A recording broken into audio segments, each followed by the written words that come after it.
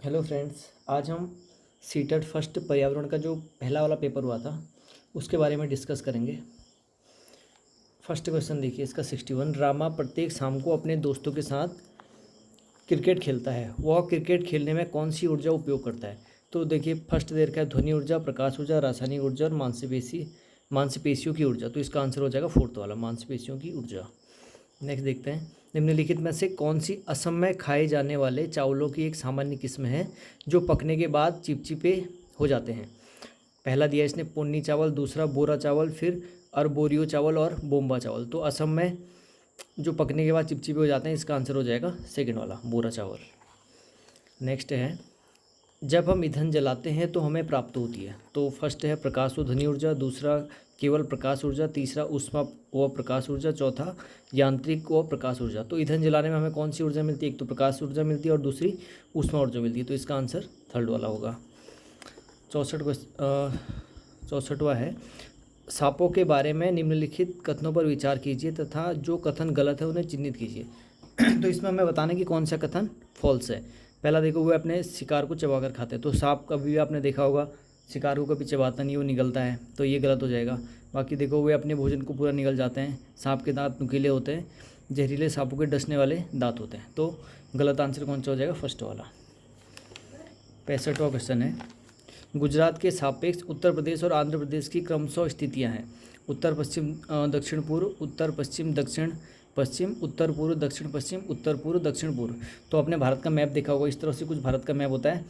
तो इस साइड यहाँ पर गुजरात है, तो यहाँ पे यूपी और यहाँ पे आंध्र प्रदेश। तो इसकी स्थिति कहाँ हो जाएगी? उत्तर पूर्व और दक्षिण पूर्व पे। 66वां क्वेश्चन देखिए, आपने इसमें मैचिंग करनी है। तो जीरा, जीरा कैसा होता है? देखिए छोटा परंतु खुशबूदार। केसर का रंग पीले रंग का होता है। और मिर्च आपको पता है कि इसकी उत्पत्ति कहाँ से हुई थी? दक्षिण अमेरिका से। और लौंग किसकी तरह दिखता है? कील की तरह। तो इसका आंसर हो जाएगा थर्ड वाला। नेक्स्ट देखिए, बंगाल की खाड़ी का तटवर्ती राज्य केंद्र शासित प्रदेश है। तो बंगाल की खाड़ी भारत के मैप में कुछ यहाँ होती है बंगाल की खाड़ी। और आप देखेंगे कर्नाटक और केरल तो इस साइड होते हैं, जबकि जो तेलंगाना है वो थोड़ा ऊपर की ओर है, जबकि सबसे नीचे की ओर कौन होता है? उड़ीसा। तो तटवर्ती राज्य कौन सा हो जाएगा? सेकेंड वाला, उड़ीसा। 68वां क्वेश्चन है, जंगल के बारे में कौन से कथनों पर विचार कीजिए? जंगल के बारे में निम्नलिखित कथनों पर विचार कीजिए। तो फर्स्ट है, कुडुख भाषा में तोरांग का मतलब जंगल होता है। तो ये भी ट्रू है, तोरांग आपने पढ़ा है पहले, इसका मतलब जंगल बोलते हैं। झारखंड में ग्राम परिषद लॉटरी माध्यम से तय करती है कि किस परिवार को कृषि के लिए कितनी भूमि मिलेगी। तो ये झारखंड में नहीं होता है, लॉटरी परिषद होता है, लेकिन कहाँ होता है? मिजोरम में होता है। नेक्स्ट है, जंगल अधिकार कानून 2007 उन लोगों को अधिकार दिलाता है जो कम से कम 15 वर्षों से जंगल में रह रहे हैं।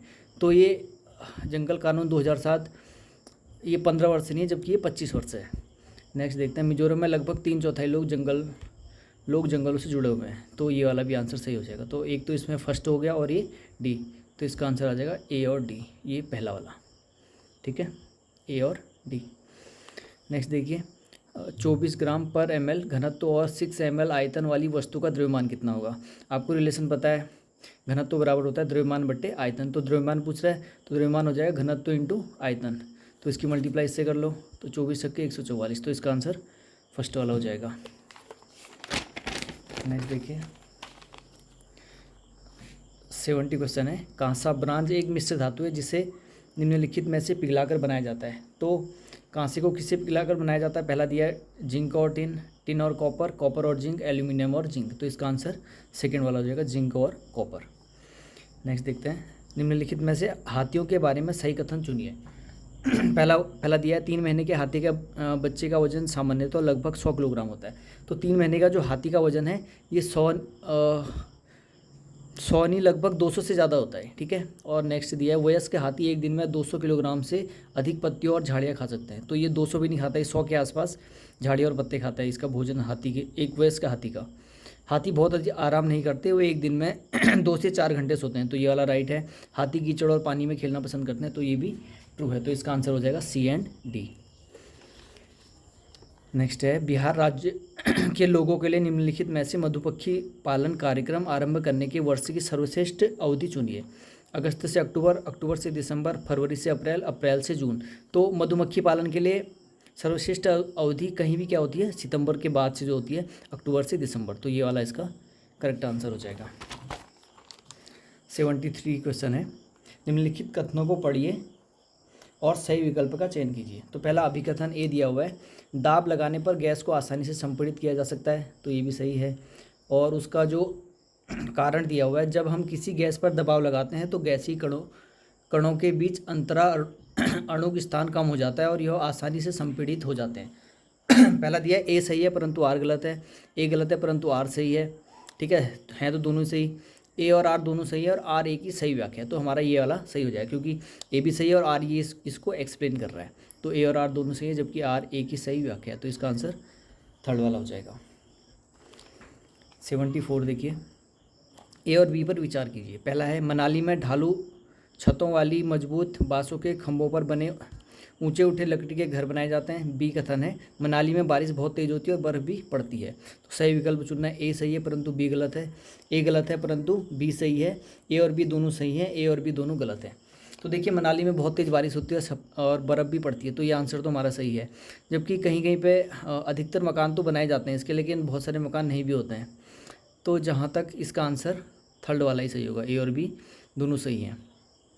शायद इसका ये भी हो सकता है, ए गलत है परंतु बी सही है, क्योंकि बांस के मकान बहुत संख्या तो इनकी होती है बांस के मकानों की, लेकिन आंसर इसका ये भी हो सकता है, लेकिन ज़्यादा चांसेस इसके लग रहे हैं, ए और बी दोनों सही है। नेक्स्ट देखते हैं, पौधों में निम्नलिखित मुख्य कार्यों पर विचार कीजिए। पहला है, भोजन का उत्पादन और भंडारण करना, पौधे को शक्ति और सहारा देना, पौधों के अन्य भागों को जड़ों से जल और खनिज का स्थानांतरण करना। तने का मुख्य कार्य हैं ए, बी और सी, केवल बी और सी, केवल बी, केवल ए और बी। तो देखिए उत्पादन और भंडारण, तो भंडारण तो ऐसा कुछ करता नहीं है। पौधों को शक्ति और सहारा देना, पौधों के अन्य भागों को जड़ और जल और खनिज का स्थानांतरण करना, तो इसका आंसर हो जाएगा बी और सी। तो आंसर सेकंड वाला, ठीक है, भंडारण नहीं करेगा ये। नेक्स्ट देखते हैं, निम्नलिखित कथनों को पढ़िए और सही विकल्प का चयन कीजिए। अभिकथन ए दिया हुआ है, ईवीएस के सीखने को अवलोकन, पहचान, वर्गीकरण आदि से संबंधित प्रक्रिया कौशल के लिए उन्मुख होने की आवश्यकता है। और उसका कारण आर दिया हुआ है, विभिन्न प्रक्रिया कौशल प्राप्त करने के माध्यम से ईवीएस के सीखने के परिणामों को हासिल करने की संभावना होती है। ए सही है परंतु आर गलत है, ए गलत है परंतु आर सही है, ए और आर दोनों सही है तथा आर ए की सही व्याख्या है, ए और आर दोनों सही है परंतु आर ए की व्याख्या नहीं है। तो देखिए ईवीएस अवलोकन, पहचान और उन प्रक्रिया कौशल के लिए उन्मुख होने की आवश्यकता है, तो ये सही है और ये भी इसकी व्याख्या कर रहा है, तो इसका आंसर थर्ड वाला हो जाएगा। ए और आर दोनों सही है, आर ए की सही व्याख्या है। नेक्स्ट देखिए, एक ईवीएस शिक्षक कक्षा में एक प्रयोग प्रदर्शित करता है जिसमें एक अंडा पानी के गिलास में डूब जाता है लेकिन पानी में नमक मिलाने पर तैरता है। विद्यार्थियों की पूछताछ के लिए वह निम्नलिखित में से कौन सी सबसे उपयुक्त व्याख्या दे सकती है। फर्स्ट है, अलग अलग मात्रा में नमक के साथ प्रयोग करें और उसका अवलोकन करें। प्रत्येक विद्यार्थी को पानी में विभिन्न वस्तुएं डालकर स्वयं निष्कर्ष निकालने दें। पानी के घनत्व के कारण अंडा तैरता है। आप उच्च कक्षाओं में सही कारण सीखेंगे। तो देखिए अब वो प्रयोग कर चुकी है शिक्षिका जिसमें अंडा पानी के गिलास में डूब जाता है और लेकिन पानी में नमक मिलाने पर तैरता है। तो तैरता किस कारण है, वो घनत्व है ना उसके कारण, नमक के कारण उसका घनत्व बढ़ जाता है जिसके कारण वो तैरने लगता है। तो इसका चांसेस ज़्यादा ये लग रहे हैं, ये भी हो सकता है क्योंकि इसमें दिया हुआ है विभिन्न वस्तुएं डालकर स्वयं निष्कर्ष निकालने दें, जबकि संभावना इसकी ज़्यादा लग रही है क्योंकि प्रयोग कर चुका है ना वो। ये कह रहा है कि प्रयोग प्रदर्शित करता है जिसमें अंडा पानी के गिलास में डूब जाता है लेकिन पानी में नमक मिलाने पर तैरता है, तो ज़्यादा चांसेस इसके थर्ड वाले लग रहे हैं। 78 देखिए, एक ईवीएस शिक्षक को योगात्मक मूल्यांकन के लिए प्रश्न पत्र तैयार करते समय जोर देना चाहिए। पहला है प्रश्न पत्र की लंबाई और कुल अंक, प्रश्न पत्र की लंबाई और उद्देश्य, प्रश्न पत्र की सामग्री कवरेज, उद्देश्य और प्रश्न पत्र के कुल अंक और सामग्री कवरेज। तो ये समेटिव असेसमेंट की बात कर रहा है, तो इसका आंसर हो जाएगा थर्ड वाला, प्रश्न पत्र की सामग्री कवरेज और उद्देश्य, ये वाला इसका आंसर हो जाएगा थर्ड वाला।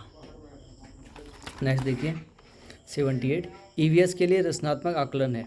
सीखने के लिए आकलन, सीखने का आकलन, अधिगम के रूप में आकलन, सीखने के बारे में आकलन। तो ये क्या होता है, असेसमेंट फॉर लर्निंग और असेसमेंट एज लर्निंग। तो इसका ए और सी हो जाएगा, तो फोर्थ वाला करेक्ट हो जाएगा। नेक्स्ट देखिए, आप ईवीएस के विद्यार्थियों के लिए व्यवहारिक गतिविधियों को प्रोत्साहित करना चाहते हैं, निम्नलिखित में से कौन सी क्रिया सबसे उपयुक्त होगी। तो फर्स्ट है एक चार्ट पर विभिन्न पौधों के भागों का चित्र बनाना, ग्लोब से नक्शा पढ़ना, विभिन्न देशों के सिक्के एकत्रित करना, उपयुक्त सामग्री से ईवीएस किट विकसित करना। तो इसका सबसे उपयुक्त आंसर फोर्थ वाला हो जाएगा।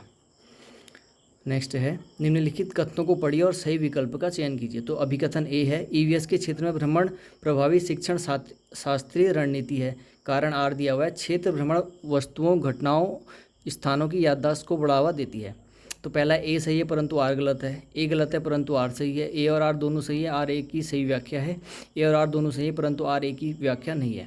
तो देखिए ईवीएस के क्षेत्र में शिक्षण शास्त्रीय रणनीति है तो ये भी सही है। क्षेत्र भ्रमण में वस्तु की घटनाओं स्थानों की याददाश्त बढ़ाने को बढ़ावा देती है तो ये भी इसकी व्याख्या कर रहा है। तो इसका आंसर ये वाला होगा, ए और आर दोनों सही है, आर ए की सही व्याख्या है। नेक्स्ट देखिए यदि थीम यात्रा रेलवे स्टेशन ईवीएस में एक सामुदायिक संसाधन के उपयोग को दर्शाता है तो निम्नलिखित में से कौन पूरा करेगा।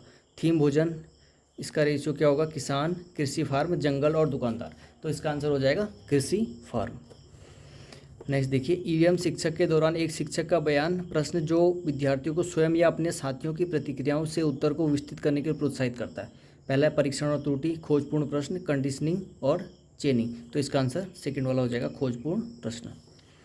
नेक्स्ट एक शिक्षिका ईवीएस शिक्षण के लिए अपने विद्यार्थियों के लिए तुल्यकालीन सिंक्रोनस संप्रेषण का चयन करना चाहती है तो इनमें से किसे चुनेगी। तो पहला वीडियो कॉन्फ्रेंसिंग, ऑनलाइन चैट, सत्र, फ़ोन कॉल।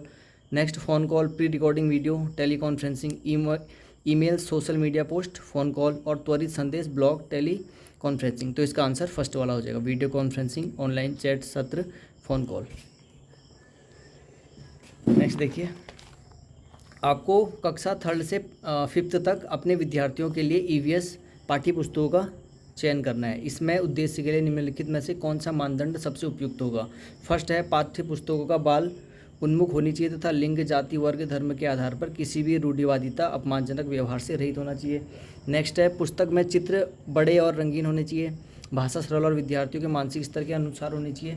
फोर्थ है पाठ्य पुस्तक को सचित्र विद्यार्थियों के लिए आकर्षक होना चाहिए। तो इसका आंसर सबसे उपयुक्त आंसर कौन सा हो जाएगा, फर्स्ट वाला।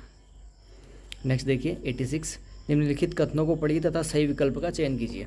तो कथन ए है प्राथमिक स्तर पर ईवीएस में विषयों के बजाय थीम है। कारण आर है विषयों की तुलना में थीम आधारित ईवीएस सीखना शिक्षक और विद्यार्थियों के लिए आसान है। तो ए सही है परंतु आर गलत है, ए गलत है परंतु आर सही है, ए और आर दोनों सही हैं तथा आर ए की सही व्याख्या है, ए और आर दोनों सही हैं परंतु आर ए की सही व्याख्या नहीं है। तो इसके भी ज़्यादा चांसेस थर्ड होने वाले के लग रहे हैं क्योंकि ईवीएस में विषयों के बजाय थीम है और विषयों की तुलना में थीम आधारित ईवीएस सीखना शिक्षक और विद्यार्थियों के लिए आसान है। ठीक है, तो थीम आधारित से सीखना आसान होता है तो ये इसकी व्याख्या भी कर रहा है, तो इसका ज़्यादा चांसेस थर्ड वाले की संभावना ज़्यादा है।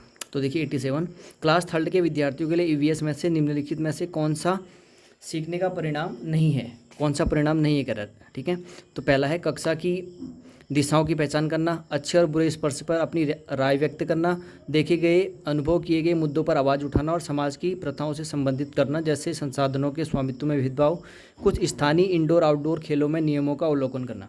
तो क्लास थर्ड की बात कर रही है और कौन सा सीखने का परिणाम नहीं है कह रहा है। तो दिशाओं की पहचान होनी चाहिए, अच्छे और बुरे, गुड टच बैड टच पर राय व्यक्त करना ये भी होना चाहिए। तो इसका आंसर थर्ड वाला नहीं होगा, नहीं की बात कर रहा ना, क्योंकि ये आवाज़ उठाना और संबंधित करने से इसकी बात कर रहा है, स्वामित्व में भेदभाव, तो ये वाला नहीं होगा। नेक्स्ट देखिए बाकी ये भी होगा, कुछ स्थानीय इंडोर आउटडोर खेलों में नियमों का अवलोकन करना। तो इसका नहीं वाला ऑप्शन थर्ड वाला होगा। नेक्स्ट देखिए निम्नलिखित में से कौन सा विकल्प कक्षा 1 से 5 तक ईवीएस पढ़ाने का एक मुख्य उद्देश्य है। शिक्षार्थियों को कक्षा के अधिगम को स्कूल के बाहर के जीवन से जोड़ने में मदद करना, स्वतंत्र रूप से व्यवहारिक क्रियाकलापों को करने के लिए कौशल प्राप्त करना, विद्यार्थियों को मिडिल स्तर पर विज्ञान पढ़ने के लिए तैयार करना, विषय की मूल अवधारणाओं की गहन समझ विकसित करना। तो इसका आंसर फर्स्ट वाला हो जाएगा, शिक्षार्थियों को कक्षा के अधिगम को स्कूल के बाहरी जीवन से जोड़ने में मदद करता है। नेक्स्ट अनीता परिवार थीम को पढ़ाने के लिए एक इकाई योजना तैयार करती है, निम्नलिखित में से कौन सी उसकी इकाई योजना का शीर्षक होगा। फर्स्ट है परिवार, संबंध, लिंग, भूमिका, व्यवसाय बदलते समय, सामाजिक सांस्कृतिक इकाई के रूप में।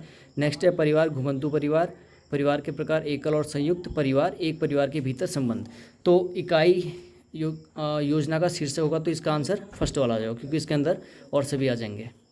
नेक्स्ट है लास्ट, श्रीमती शीतल ईवीएस की विभिन्न अवधारणाओं को समझाने के लिए प्राथमिक कक्षाओं में कहानियों और कविताओं का उपयोग करना पसंद करती है। उनके द्वारा कहानियों और कविताओं के प्रयोग का सबसे उपयुक्त तर्क है। पहला है ईवीएस के पाठ्यक्रम को पूरा करना तथा साथ ही साथ विद्यार्थियों का स्कूल में आने से पहले इनको सुना होना, तो ये तो गलत है ना, स्कूल में आने से पहले इनको सुना होने की बात कर रहा है। सेकेंड, विद्यार्थियों को अपनी कविताओं और कहानियों को लिखने के लिए प्रोत्साहित करना, तो ये भी सही है। विद्यार्थियों को भाषा और संस्कृति में विविधता के बारे में जागरूक बनाना, ये भी सही है। पाठों को अधिक संवादात्मक, सुखद और दिलचस्प बनाना, तो इसका आंसर ये तीनों सही है, बी, सी और डी। तो इसका आंसर फोर्थ वाला हो जाएगा, बी, सी एंड डी।